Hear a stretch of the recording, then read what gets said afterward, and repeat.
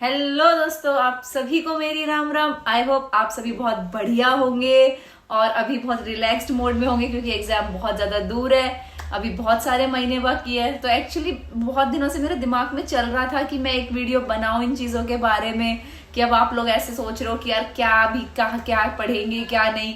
तो इन सब चीजों को मैं एक बार डिस्कस करना चाह रही थी, लेकिन थोड़ा सा टाइम का ऐसा हो रहा था कि मैं वीडियो नहीं बना पा रही थी।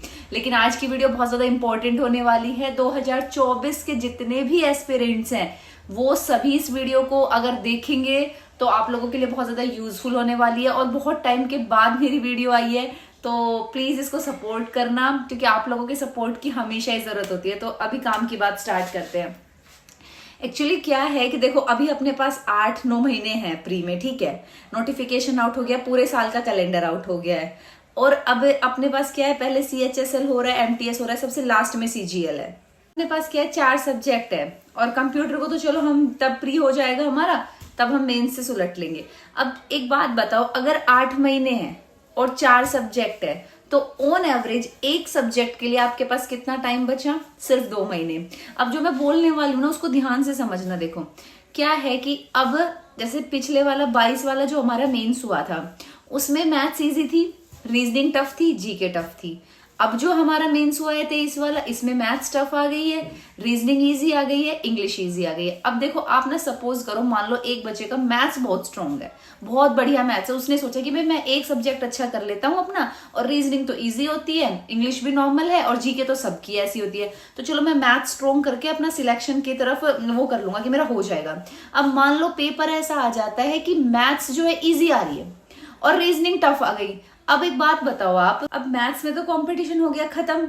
अब जिसने ज्यादा पढ़ा है उसके लिए भी वही बात, जिसने कम पढ़ा है उसके लिए भी वही बात। अब कंपटीशन कहाँ शिफ्ट हो गया? रीजनिंग पे, कि जिस बच्चे ने रीजनिंग बढ़िया करी होगी वो ले जाएगा सिलेक्शन, क्योंकि वो औरों से बढ़िया परफॉर्म कर देगा, क्योंकि बाकी सेक्शन तो इजी आ गए हैं। देखो जब सेक्शन इजी आ जाता है तो वहां कंपटीशन खत्म हो जाता है, क्योंकि वहां जिसने ज्यादा अच्छे से पढ़ाई करी है वो भी उतना ही कर पाता है, जो मॉडरेट स्टूडेंट है वो भी उतना ही कर पाता है। लेकिन अगर कोई एक सेक्शन टफ आ जाता है तो वहां पे वो बच्चा लीड लेके जाएगा जिसने उस सेक्शन में काफी अच्छी मेहनत की हुई है।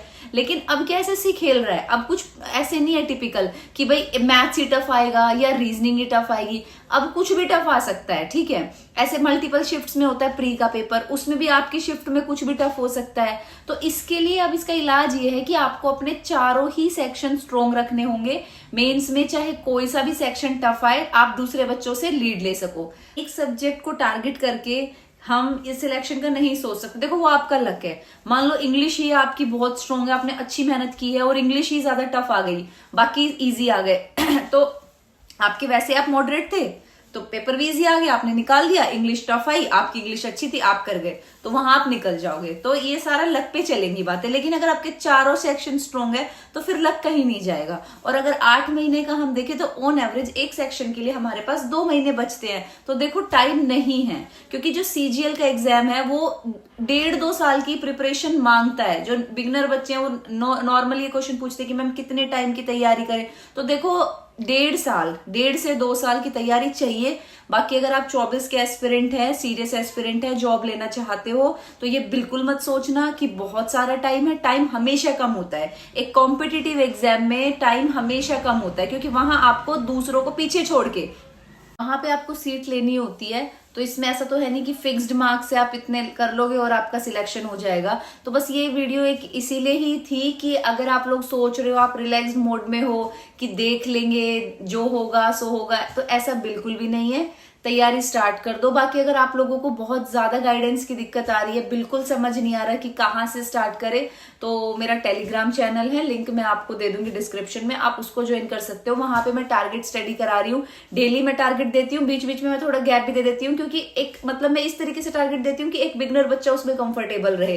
वो टारगेट उन बच्चों के लिए बिल्कुल भी नहीं है जो 1-2 साल से रिपीटर है, जो तैयारी कर चुके हैं। वो नए बच्चों के लिए है, तो उनके कंफर्ट के हिसाब से वहां पे टारगेट दिए जाते हैं। बहुत ही ईजी विजिबल की जो हो सकते हैं टारगेट पूरे, तो आप मेरा टेलीग्राम चैनल भी ज्वाइन कर सकते हो।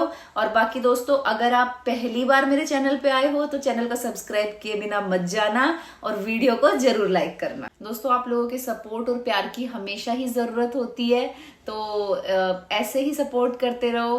वीडियो को खूब सारा लाइक करो, शेयर करो, और जो कोई अगर आपके नॉन में है जो तैयारी कर रहे हैं, जो अभी हाथ पे हाथ रख के बैठे हैं, तो उनको भी शेयर करो कि भाई पढ़ लो, टाइम ज्यादा बिल्कुल भी नहीं है, ठीक है। बाकी ऐसे ही जुड़े रहने के लिए टाइम टाइम पे इंफॉर्मेशन जो भी आपके एग्जाम से रिलेटेड, अगर आप CGL एस्पिरेंट हैं तो चैनल को सब्सक्राइब कर लेना। जितनी मेरे से हो सकेगी मैं आप लोगों के साथ अपनी इंफॉर्मेशन शेयर करूंगी, जिस डिपार्टमेंट में मैं काम कर रही हूँ या जो भी चीजें हैं, जितना मेरे से हो पाएगा, ठीक है दोस्तों। फिर मिलते हैं किसी अगली वीडियो में।